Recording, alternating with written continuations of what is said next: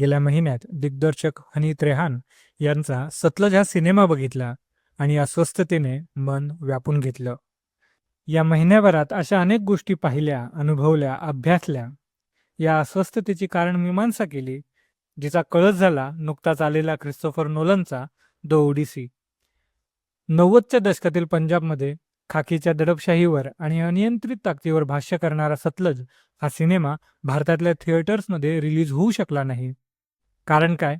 तर म्हणे व्यवस्थेची प्रतिमा मलिन होईल. आणि दुसरीकडे 3000 वर्षांपूर्वीच्या ग्रीक महाकाव्यावर आधारित नोलनचा द ओडिसी, जो सत्तेचा, विजयाचा आणि अहंकाराचा पट भव्यदिव्यपणे मांडतो.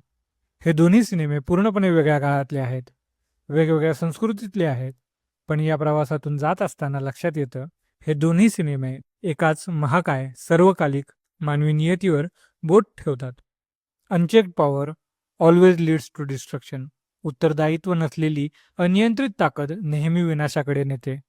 सत्ता, सैन्य, धर्म आणि कायदा, ताकद कोणतीही असो, जेव्हा तिला उत्तरदायित्वाची व्यसन नसते, तेव्हा ती ताकद केवळ इतरांचा संहार करत नाही, तर शेवटी स्वतःचाही खात्मा करते. नीतिमत्तेच्या याच मूल्याला उजाळा देणारी आजची गोष्ट. संपूर्ण व्हिडिओ यूट्यूबवर नक्की पहा.